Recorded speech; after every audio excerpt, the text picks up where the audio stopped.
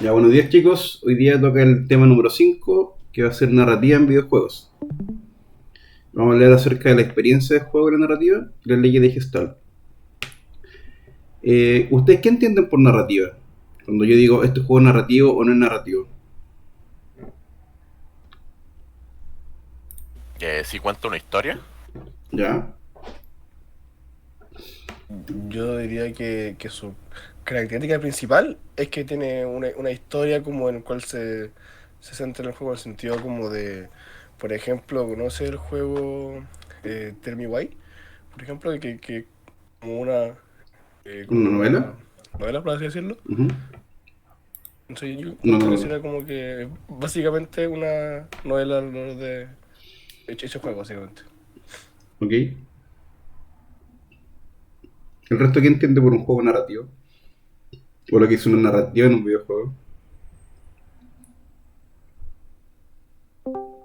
Oscar dijo que era una historia. Hola Eric, buenos días. Estamos partiendo. Ah, Estamos hablando de los juegos narrativos. ¿Qué se entiende por juego narrativo?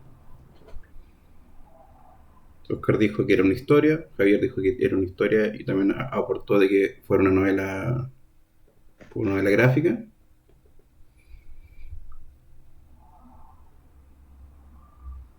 ¿Ya? ¿Los demás entienden lo mismo por narrativa, que cuente una historia? ¿Un juego narrativo es un juego que cuente una historia? ay, no, no puedo hablar. Sí, sí te escucho. Aló, te habéis muteado pero se escuchaba. Jaycee, que Sí, se sí. me bugueó la guay. Sí, yo también entiendo lo mismo por videojuegos narrativos que cuenten una historia y que tengan como eso, ¿no? Eso. O que se centre más en la historia, ¿verdad? Eso es lo que se entiende a primera vista. Vamos a Sí. ver. Vamos a ver si estamos en lo correcto o no. Entonces, cuando hablamos de narrativa, eh, bueno, primero, la narrativa, más allá de una historia, habla acerca de la experiencia del usuario, de cómo nosotros sentimos, nos cuenta algo, ¿ya? No necesariamente una historia.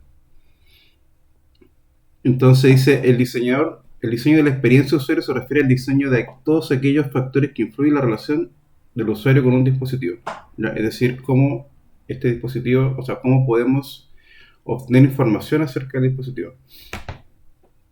Un buen diseñador de experiencia de usuario debe coordinar de la mejor manera posible todos los elementos que el usuario va a interactuar. Es decir, es más allá de una historia, sino que es todo lo que el dispositivo, ya sea una consola, cualquier cosa que ustedes estén haciendo, o sea, estén interactuando, les reporte, les dé algún feedback, ¿ya?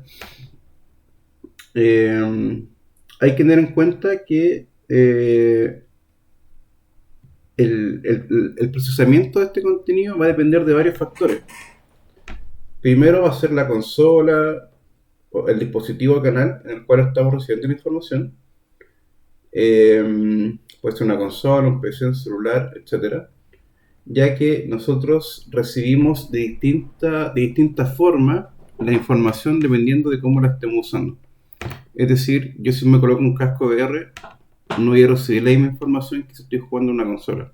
O si tengo, no sé, un Nintendo Wii, donde yo puedo mover el joystick.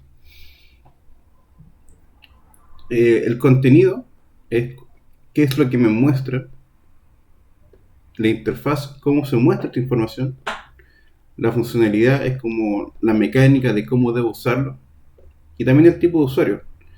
El tipo de usuario es cómo el jugador interactúa con el contenido. ¿Ya? Entonces, la relación entre todos ellos es la experiencia de usuario.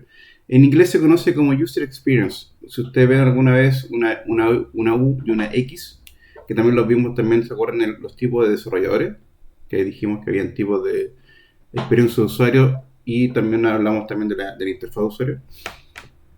Ellos se encargan de que la experiencia de usuario, o sea, de cómo el jugador experimenta lo que estamos mostrándolo, ¿ya? Y la relación entre todo ello es la experiencia usuario. Ya que hay distintos tipos de dispositivos, se fijan, cada uno tiene distintos, por ejemplo, el Play 5, si saben, tiene un montón de cualidades distintas de los joysticks, que son como ápticos, la realidad virtual, aquí está en el Wii, el celular. Entonces, vamos por narrativa nuevamente. Según la RAE, esto dice que narrativa pertenece a lo relativo o a la narración. Hay otro que dice género literario construido por la novela corta y el cuento, narración, acción y efecto de narrar, y el último es habilidad o destreza de narrar o contar algo.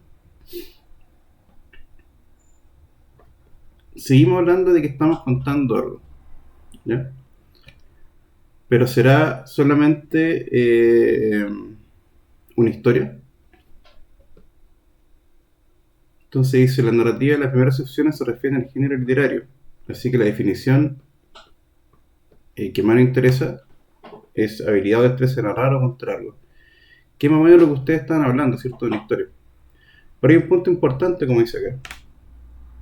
La historia es una cosa, la historia o la trama es una cosa, pero no necesariamente se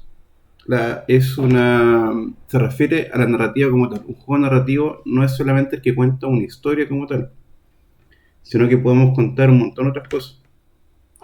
Una descripción, un retrato, un estado de ánimo, una sensación o incluso una emoción. Entonces la narrativa es contar algo, no necesariamente una historia en sí. Ya que recordemos que la historia es un cuento que generalmente va de alguna forma en un periodo lineal y va relacionada y va creciendo y va relacionada en general. Pero por ejemplo, yo puedo partir con un juego que esté todo negro y tengo una música como terrorífica. Ahí no estoy contando una historia. No hablo nada, no hay ningún texto, no hay ningún contexto, no hay personajes, ¿ya? Pero sí me está diciendo el juego que hay algo extraño o algo que me puede dar miedo. Entonces me produce una sensación de como de miedo, de suspenso, que va a pasar algo, ¿ya? Entonces, cuando hablemos de narrativa, si bien la historia es parte de la narración, de la narrativa, no siempre se refiere a una historia, es un concepto mucho más amplio. Cualquier persona, cualquier juego que cuente algo, que te haga sentir algo, alguna emoción, lo que sea, un estado de ánimo, es una narrativa. ¿Se entiende la diferencia con la historia?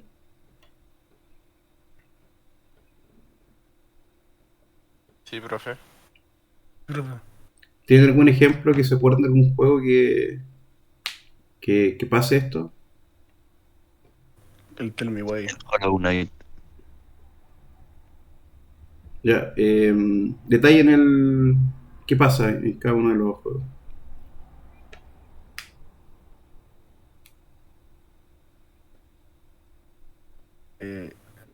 Hazle de nuevo, Facial. Ya, bueno, en el Hollow Knight partes con nada, o sea, estás llegando a un pueblito y, y como que te pones a descubrir qué pasó con sus habitantes, porque al final está vacío y hay una pura personita. Entonces te caes a un pozo y abajo del pozo había como una ciudad gigante. Entonces la sensación de ir explorando y ir avanzando en el mapa, porque al final es un Metroidvania, te va causando igual diferentes sensaciones. Es que, profe, no sé, tendría que jugarlo y hace tiempo que no lo juego. No, si yo lo ¿Cómo va? jugué, si yo lo jugué. Ya, bueno, entonces, lo que quiero llegar. Es Sí, que la mística del juego es lo bonito. claro, pues ahí te cuentan pocas cosas, ¿verdad? La idea es que tú vayas descubriendo la historia o qué pasa. Bueno, vamos a hablar de algunos ejemplos acá de Hollow Knight porque es un juego que es bastante interesante analizar. Mm. Y no solamente por la mecánica, sino que por la forma de que está creado, la forma que está contado. Es uno de los juegos que es una de las obras de arte de los últimos tiempos. Yo lo jugué y no lo he terminado porque el juego es muy largo. Y no tengo mucho tiempo para jugar realmente. Pero me gustó bastante. No hay pocos juegos que me enganchen, así como, oh, que ganas de jugarlo. Hollow Knight fue uno de ellos. Eh, claro, hay también narrativas que son directas y otras que son indirectas. Por ejemplo, el caso de. Bueno, Hollow Knight es un muy buen ejemplo, Eric. También está, por ejemplo, el caso de. ¿Cómo se llama este? El que viene después del Limbo. El,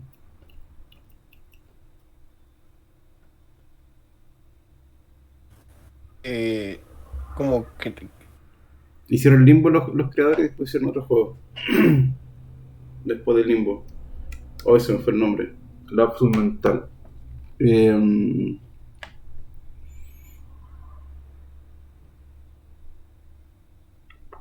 el Inside, profe. el Inside, gracias. Gracias, Jaime. Inside también es un juego que me gustó mucho.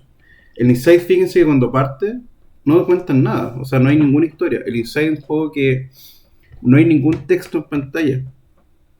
No hay ninguna. No hay ninguna voz que te cuente algo, te relate algo. Pero te cuenta la historia súper bien.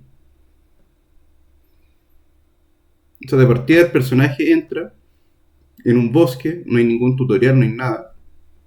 Un bosque, y tú te das cuenta que hay un niño que está como perdido en el bosque, porque ¿qué hace un niño como de noche en un bosque? Es como raro, ¿no?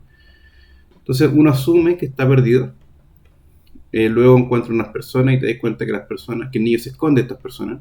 Hay, hay una pequeña animación, no sé si lo han jugado, pero cuando llega un... No, recuerdo que el primer... a ver, ponme un ojo. Que me gusta mucho mostrar este ejemplo.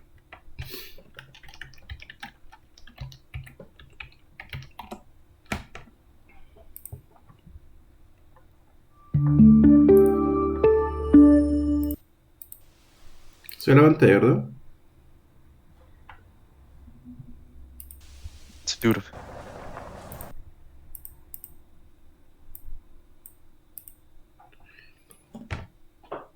Y si se fijan acá, no hay una historia, como les digo. Hay un niño que está como en la oscuridad, en el bosque. Y creo que le subí un poco la luminosidad. Y que es mejor jugarlo así con ese brillo que viene por defecto. Acá esto también es grandioso, que no hay ningún tutorial. Uno va usando botones, o sea, va probando botones. Y obviamente con uno va a saltar, porque lo más probable es que sea la X en PlayStation. El de abajo siempre como que salta. Entonces, bueno, te deja un espacio acá para que puedas ver la atmósfera y acá ves que hay un camión y una persona. Y fíjense la animación del niño, se agacha. Esto no lo hace el jugador, lo hace automáticamente el juego. Que es un feedback súper clásico para decirte que ellos son enemigos, po, que tienes que arrancarte de ellos. Sigue agachado, ¿se fijan? Entonces ya con esto ya nos está contando muchas cosas el juego. Esto es parte de una narración. Te dicen que hay un niño perdido, pero es raro porque si está perdido y encuentra un adulto, lo más probable es que uno le hable, pues, ¿no? Como que pide ayuda. Por acá el juego te da un feedback visual al jugador y te dice, no tienes que dejar que te atrapen. Eso está arrancando. Ahora, el de que esté arrancando y el contexto te lo van contando a poco.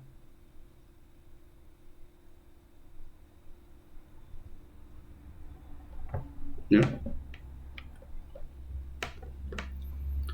También no sé si lo terminaron, pero por ejemplo el final de este juego también es como que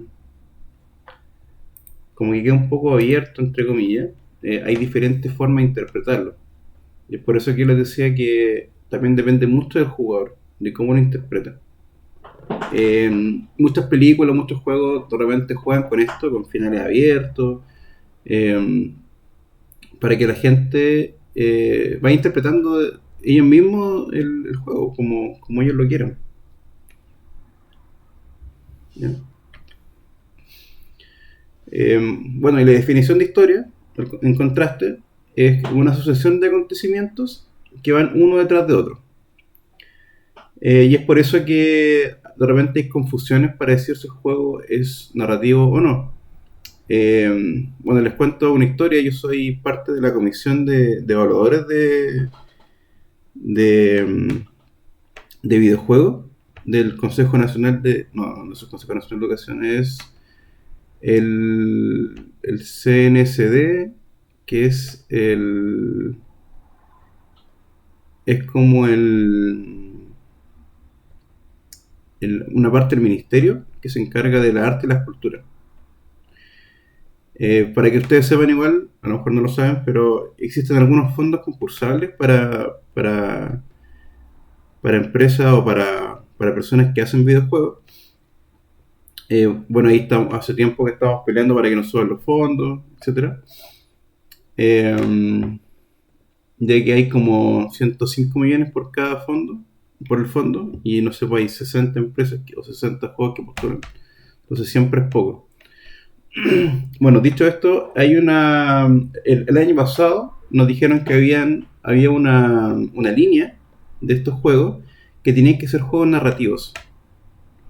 Si el juego no era narrativo, no entraba en esa línea, por lo tanto quedaban afuera. Entonces se dio la discusión de que era un juego narrativo, porque no estaba especificado en la base. Entonces ahí tuvimos que llegar a un acuerdo, un consenso. Entonces había algunas personas que creían que el juego, por tener una historia o basado en la historia, como estos juegos que, como decía Javier, que eran como novela gráfica, donde era solamente historia o lo más importante era la historia, era un juego narrativo. Pero la narración es mucho más amplio. Cualquier aspecto que cuente algo de cualquier forma es una narración. ¿Ya? También, bueno, hay mucho debate de gente que dice, bueno, estos juegos son narrativos, estos juegos no tienen narración. ¿Ya? Entonces, si bien la historia es parte importante de la narración es mucho más amplia. También nosotros hablamos en un momento acerca de las mecánicas emergentes o dinámicas emergentes. ¿Se acuerdan lo que eran?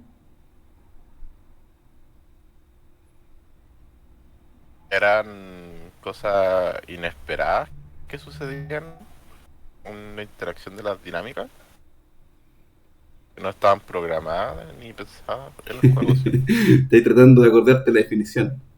Sí, algo así. Más o menos. A ver, parece que no quedó tan claro entonces. Cuando uno genera... Bueno, ¿se acuerdan que mecánicas eran las cosas que yo hacía con mi control, cierto? Si yo podía saltar, podía agacharme, podía tirar un poder, cualquier cosa que fuera relacionada con un input, es una mecánica. Las dinámicas eran cuando yo esa mecánica la hago interactuar con algún otro enemigo o con algún objeto del juego. Entonces, cuando dos objetos interactúan entre sí, es una dinámica. Y la sensación que yo tengo es la aesthetic o estética. ¿Ya? Entonces, la dinámica emergente eran escenarios que pasaban dentro del juego que no estaban programados para que fueran así. Por ejemplo, un juego de carrera, el objetivo del juego es llegar primero a la meta, ¿cierto? O sea, el programador dijo, bueno, este juego de carrera voy a voy a hacer que con el botón X, por ejemplo, acelere, con el cuadrado frene, o con el R2 acelere, con este me puedo comer un nitro, etcétera, o puedo accionar un nitro. Esa es la mecánica del juego, y la dinámica del juego se entiende que es intentar llegar a la meta lo más rápido posible. Ya, para eso fue creado el juego. Pero ¿qué pasa si nosotros estamos jugando todos y nos ponemos a chocarnos? ¿Ya? Es una dinámica que no está contemplada dentro del juego, o dentro de la normalidad del juego. Entonces es una dinámica emergente. ¿Ya? Porque aparece algo, o sea, nosotros, la regla del juego las cambiamos, ¿ya? Porque nos parece divertido solamente. Entonces nos ponemos a chocar los autos, nos damos cuenta de quién choca más fuerte. Entonces se crea una dinámica distinta dentro del juego y lo pasamos bien igual. Es como que nos compren un juguete. No sé, por ejemplo, a mi gato le compró cosas y él no juega con las cosas que yo le compré, sino que juega con la caja. Entonces la caja y el juguete vienen en pack, o sea, lo que yo compré, pero el gato se mete dentro de la caja, como que juega, se esconde. Entonces al final como que perdí la plata, ¿no? Y a mi hijo igual, pues, también. De repente se pone, como de repente no entiende la regla del juego, de los juegos, se pone a hacer otras cosas que para él son divertidas. Por ejemplo, una vez compramos una Jenga de Mario. Él igual es chico, no sabe jugar Jenga. Pero en vez de jugar con la Jenga, se puso a armar como una casa. Como que fuera un Lego. ¿Ya? Entonces son dinámicas que aparecen, que las crea el usuario, pero no están pensados para que se jugara así. ¿Ya? Entonces, la narrativa emergente es algo similar, ¿ya?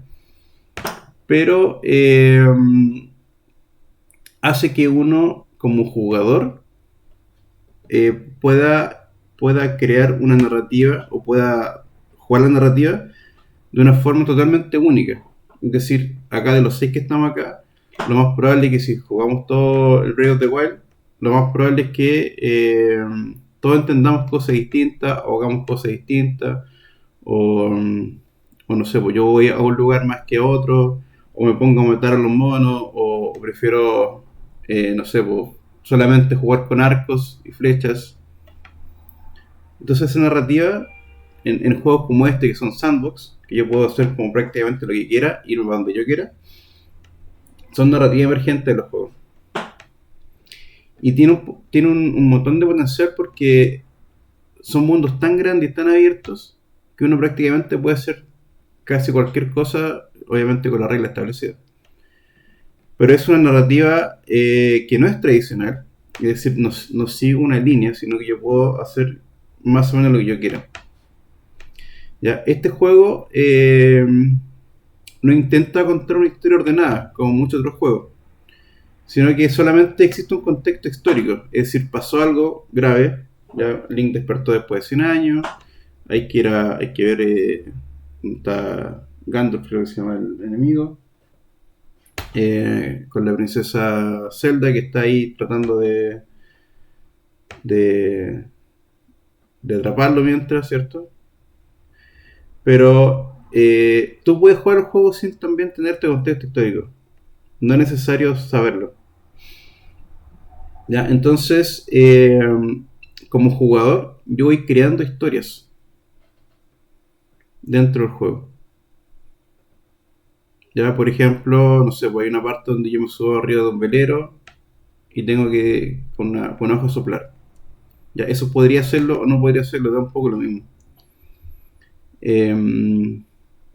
Entonces, esa, como que la narrativa o la historia, entre comillas, la va creando uno. ¿Ya? Entonces, estos juegos son súper complejos, porque o los GTA, por ejemplo, también tienen un montón de cosas distintas. Son muy grandes, tienen una infinidad casi de contenido. Yo creo que es muy difícil ver todo el contenido que tiene el juego, o tienen los juegos. Y también lo otro es que aparece, no en este caso, pero sí en el GTA, por ejemplo, aparece el caso de la interacción con otros jugadores de forma online. Por lo tanto, hace que sea totalmente distinto o en realidad crezcan mucho más las posibilidades. ¿Cuál es tu juego de mundo abierto favorito?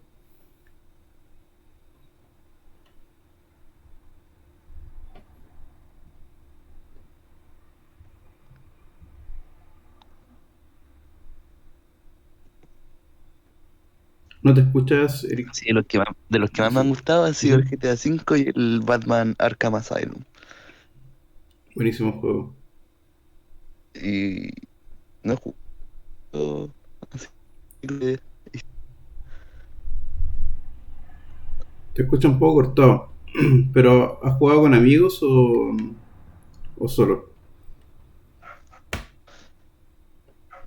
no solo el GTA V con amigos que volvió popular, lo regalaron en la Epic, entonces, Mm, pero no por lo general solo.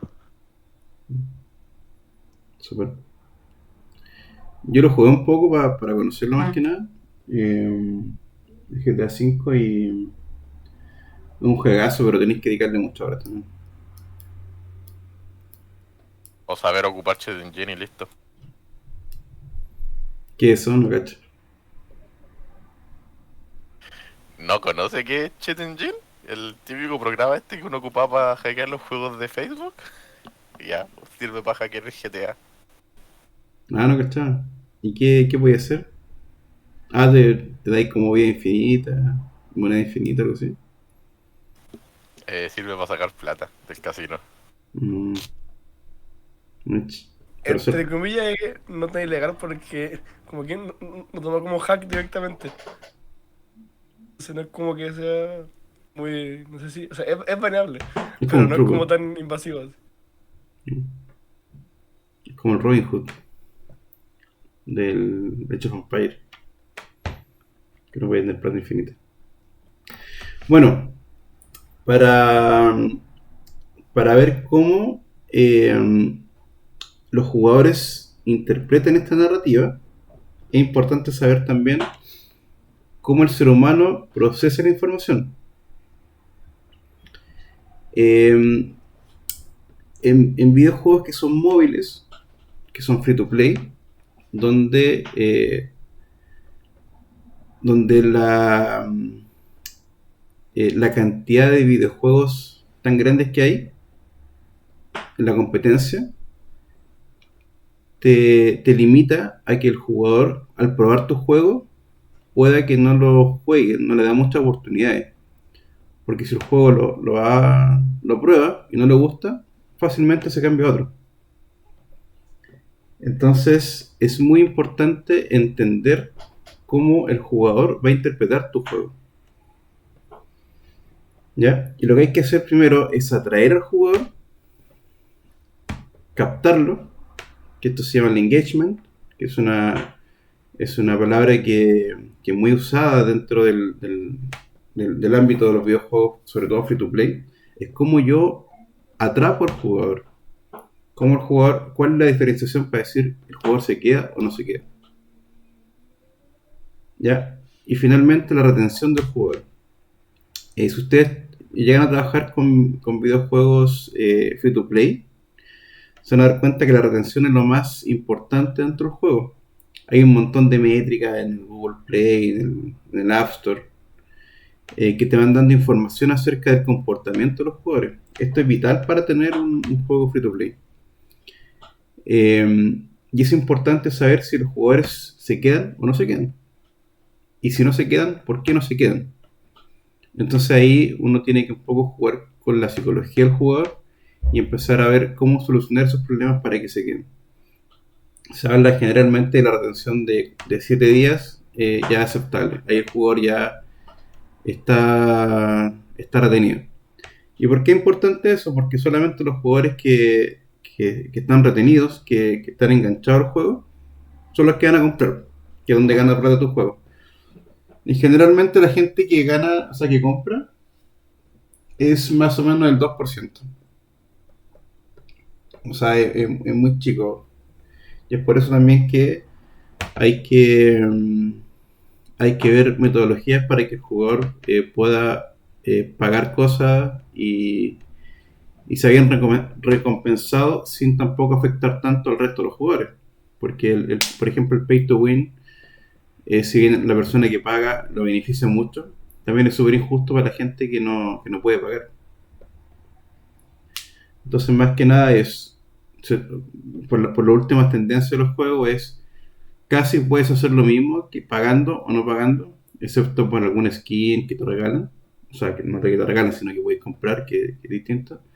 Pero o tienes tiempo o tienes plata. Y la gente que tiene plata no tiene tiempo generalmente. Bueno, hay gente que no tenemos ni plata ni tiempo. Pero detalles. Entonces, entonces esos son la gente que se quiere atrapar. La gente que no tiene tiempo, pero sí tiene plata. ¿Ya? Y la gente que tiene mucho tiempo para jugar, eh, puede jugar y también sirve como anzuelo también para el resto de los jugadores, porque la persona que paga quiere ganarle a alguien, quiere tener premios, quiere ser mejor que alguien, que otra persona. Entonces, estas son las personas que juegan. Ya, entonces es muy importante el cómo los jugadores sienten el juego.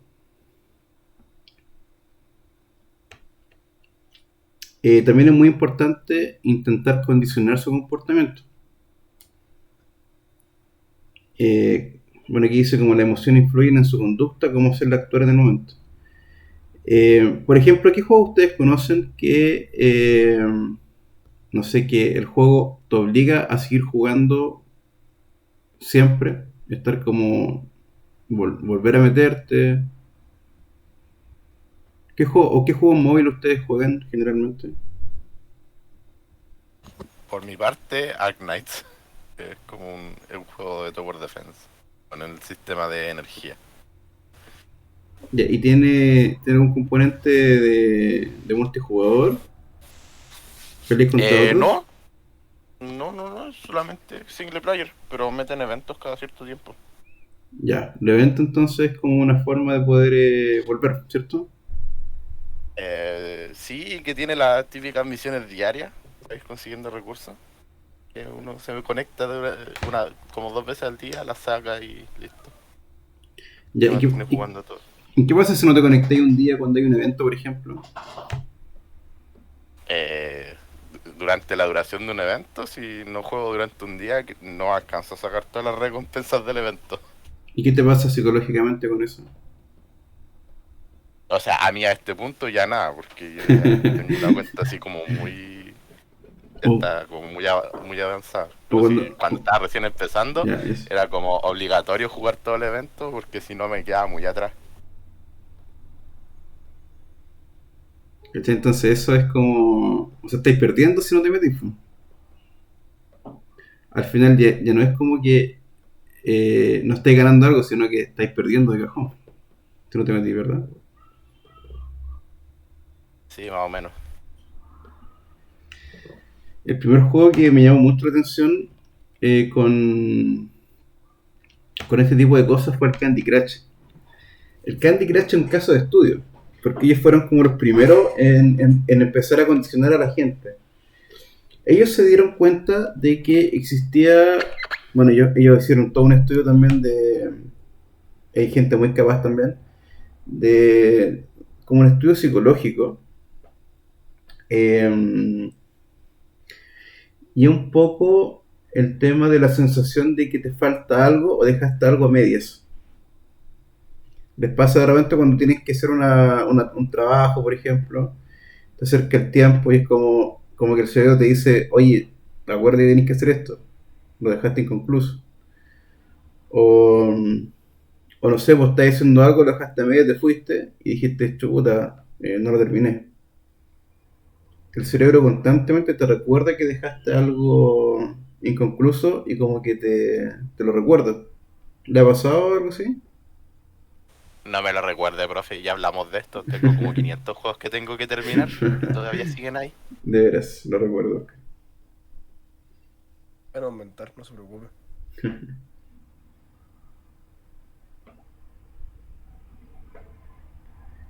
Entonces, esa sensación de que te obliga a jugar es un aspecto psicológico, es un comportamiento condicionado. Y Candy Crush lo activa eh, dándote pocas vidas para jugar.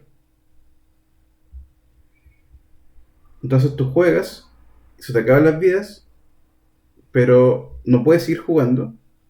No sé cómo estará ahora el juego, pero por lo menos partió así. No puedes seguir jugando y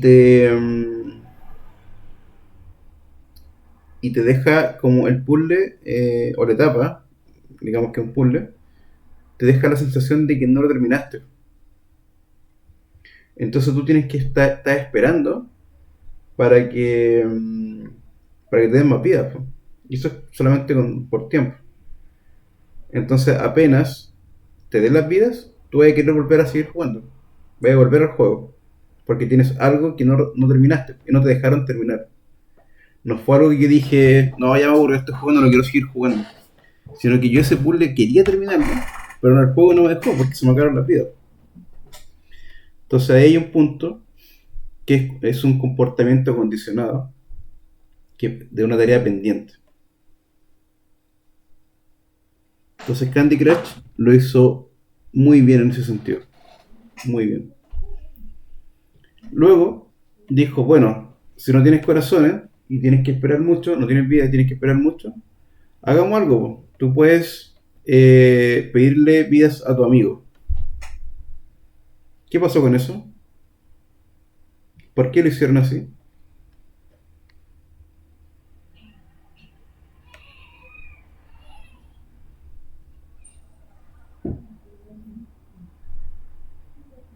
¿Alguien se le ocurre?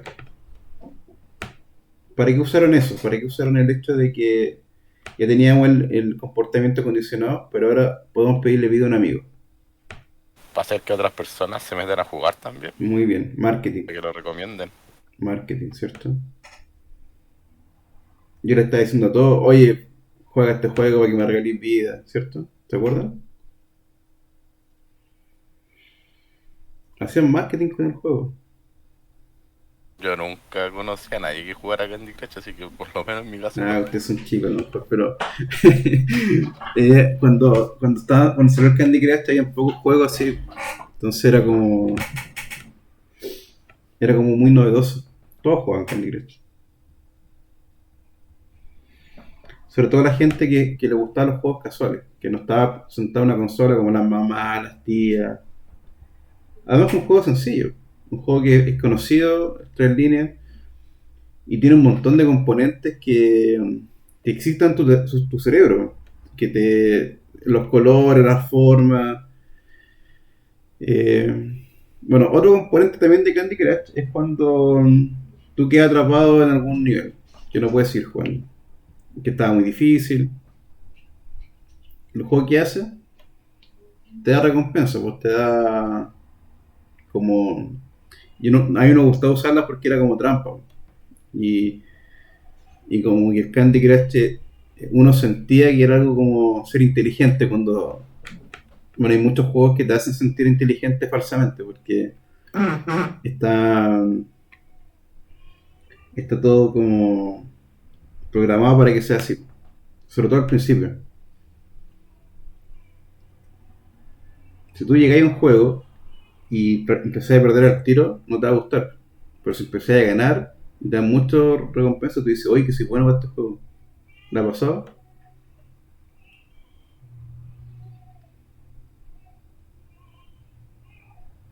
Yo creo que la mayoría de los juegos es así.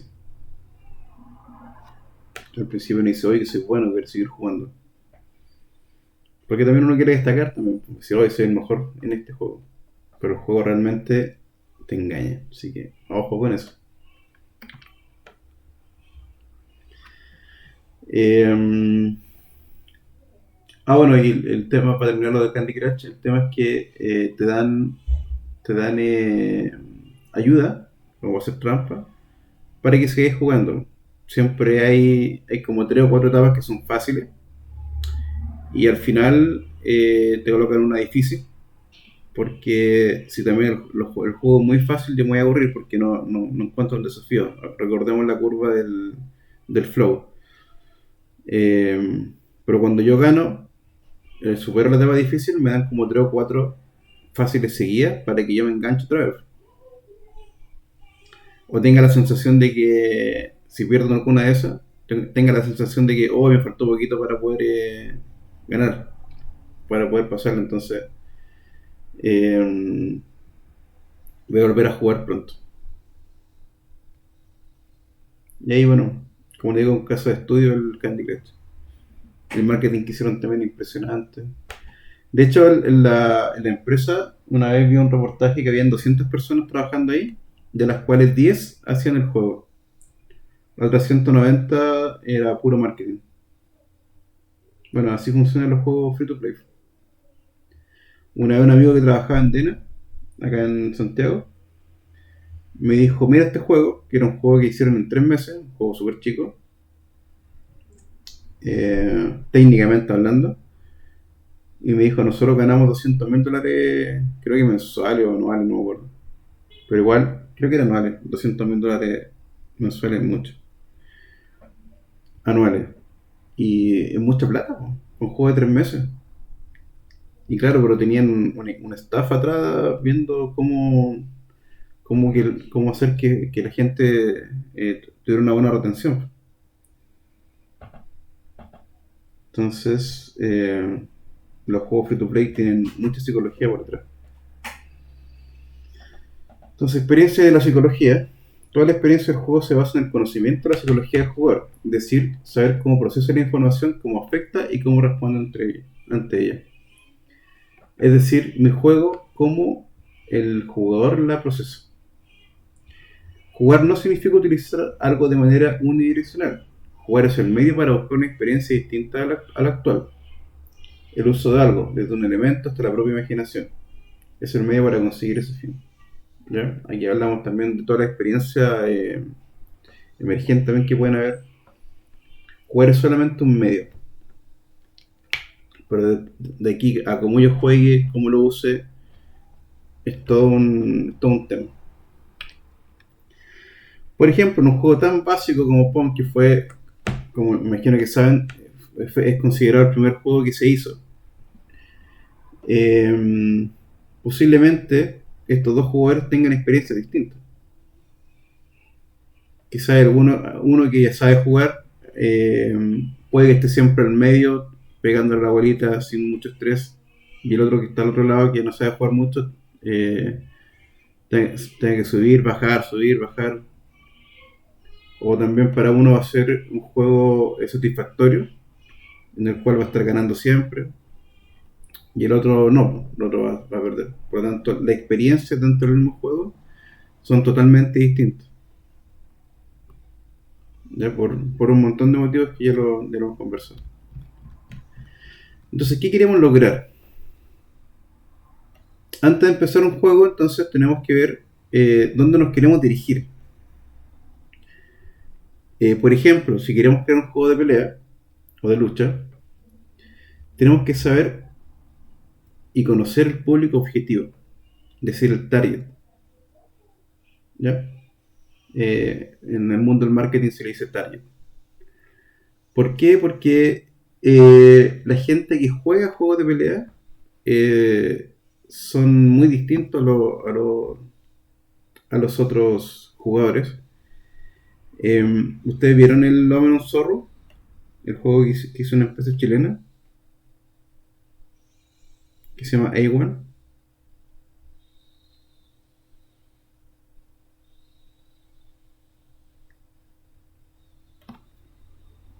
¿Cómo fue, disculpe? El Omen of Zorro. ¿Lo conocen? Ya, sí lo conozco. Sí lo he escuchado de él. Este es un juego que hizo una empresa amiga. Le echaron vecinos de oficina.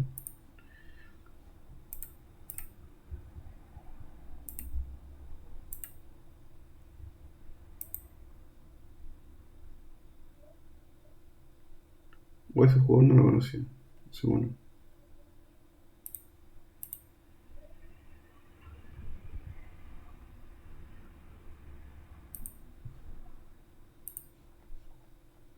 ¿Saben cómo le fue a este juego, no?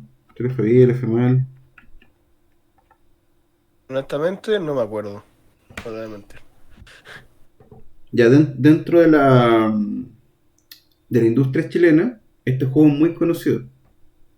De hecho, lo más probable es que alguno de ustedes haya ido a alguna charla de ellos, no lo sé. Pero hicieron una campaña de marketing aquí en Chile bien grande. Y es muy conocido porque ellos quisieron crear un juego de pelea. Cuando juego de pelea, ¿cuánto hay? Hay poquito, ¿no? Son los más conocidos, el Street Fighter, Mortal Kombat. eh, ¿Qué otros juegos de pelea conocen? King Tekken of Fighter, Fighter, Guilty Street Gear. Fighter, Tekken. Pero igual son pocos, ¿no? Comparado a los juegos de, no sé, plataforma. Los juegos buenos se pueden contar, yo creo, con los dedos de las dos manos. Son más de 10 juegos, no creo que haya muchos. Y es porque es un juego demasiado específico. Y el target también es muy específico. Por lo tanto, antes de que ustedes quieran hacer un juego, tienen que conocer muy bien al target. Por lo que yo hablé con ellos, ellos trajeron gente que era experta en videojuegos de pelea. Había gente que eran jugadores profesionales, competitivos, que le dieron feedback. Eh, pero aún así el juego no fue un éxito. No le fue muy bien. Puede haber sido por un montón de factores. Pero uno de los factores importantes es conocer el target. ¿Qué quieren los jugadores de juego de pelea? ¿Qué piensan? ¿Qué andan buscando? ¿Cuáles son sus necesidades? Eh, ¿Puedes cubrir alguna necesidad que otros juegos no hayan cubierto? Es decir, por ejemplo, jugadores de Street Fighter que les gusta el juego, son fanáticos, hay un montón de gente. Pero ¿qué pasa si yo le doy algo que Street Fighter no les da? ¿Podría traer a esos jugadores a mi juego? Yo creo que sí. Ahora, ¿cómo buscarlo? Es muy difícil. Los juegos de fútbol, ¿cuánto hay? Dos juegos de fútbol. Ahora van a salir más, Uno, creo. profe, no contemos el otro no está muerto. Me imagino que el que está muerto te refieres a FIFA. No, el que antes era el Pro Evolution Soccer y ya se cambiaron el nombre y ahora está horrible. Y fútbol. Ah, pero no se puede comparar al FIFA. Eh, no te voy a responder, Oscar, ya. Para que nos llevamos bien. Yo soy fanático del Pro. Jugué con Eleven, jugué Pro Evolution, el PES y el eFootball. El eFootball es un juego que está en etapa de beta real, primero. Eh, no es un juego terminado todavía, ni mucho menos. Pero están haciendo algo distinto. No están sacando un juego cada año, sino que van a hacer algo como Fortnite. Que el juego Ya, se pero va profe, ¿ha visto mejorando. el gameplay de ese juego? ¿Ha visto como cuando tiran penal y el arquero va a quitarle la pelota de los pies? Ese juego está Ya, pero impresionante. dime que el FIFA no tiene errores, po. Pero son Hacen son video. ínfimos comparados con los de ese No. juego. Sí, está horrible, profe. Pero es un Injugable. demo, es un demo. Mira. Un demo que ya están vendiendo. Son muy ¿No lo venden? Pues es descarados. gratis, po. Bueno, lo están vendiendo como un juego como servicio.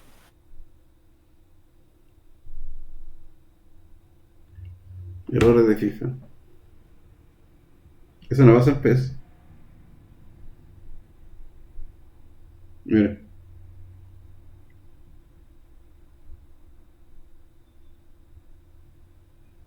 No, así te puedo discutir todo el día.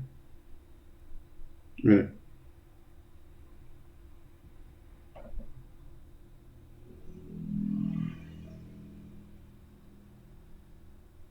Eso nunca lo he visto en PES.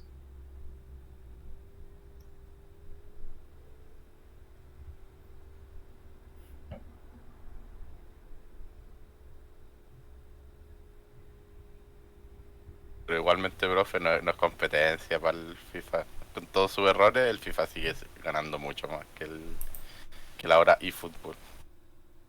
Pero es Y que yo, un juego yo no está... soy de jugar juegos de fútbol, Yo sí. pero Es un tema mirándolo sensible. fríamente, el FIFA ya le pasó la mano por encima Mira, al otro en juego. cantidad de usuarios, sí, FIFA tenía 14 millones de usuarios y PES tenía como 1 millón. Cuando sacaron el PES Mobile, pasaron de 1 millón a 140 millones de jugadores. Eh, Pero es que los juegos de móviles son otro mundo totalmente aparte, no se pueden comparar. Es como decir que PUBG Mobile es el mejor Battle Royale porque lo juega tanta gente. sí, estoy de acuerdo, pero es que lo que están haciendo ellos es cambiar el modelo de negocio. Ahora con el crossplay también, vaya a poder jugar entre distintas consolas. Eh, y como te digo, un juego que está partiendo. eh, es un juego que va a tener constantes mejoras. No solamente va a ser un juego nuevo todos los años. Ya, pero es que ese discurso ya lo han vendido varios juegos y que han fracasado estrepitosamente. El Marvel Avengers, el Anthem. Pero No, hablemos de años mejor. Pues, sí. Aquí ninguno tiene la bolita mágica. Hay que ver, yo estoy expectante. A mí nunca me ha gustado FIFA porque no es un simulador de fútbol, es un juego que es como para, como para jugadores que les gusta como tontear más que nada. No sé, nunca voy a jugar, nunca me voy a gustar FIFA. Excepto el 98 que lo jugué. Pero bueno, siguiendo con la clase. Entonces tenemos que saber el público objetivo para poder, el target, para poder saber cómo diseñamos nuestro juego, nuestra experiencia, de cómo poder narrar, cómo poder contar el juego. Es muy importante. Los juegos de pelea son un caso muy complejo, por eso lo puse acá. El caso de Omen of Sorrow, yo creo que los chicos, si bien tenían mucho talento y todo, se metieron en un juego, en un tipo de juego que es demasiado complejo. Sobre todo si quieres ir a competir de igual a igual, con juegos que llevan años en el mercado. Entonces, cuando ustedes hagan juegos, piensen también muy bien qué quieren sus jugadores. Porque todo lo que ustedes hagan en el diseño del juego, eh, tienen que hacerlo pensando en eso. ¿Qué buscan? ¿Qué necesitan? Ya cómo lo va a guiar, cómo les va a mostrar el juego, cómo van a interactuar con el juego. Entonces, tener en cuenta eso y también siempre pensando lo de la psicología. Ya chicos, nos tomamos 10 minutitos y continuamos con la clase.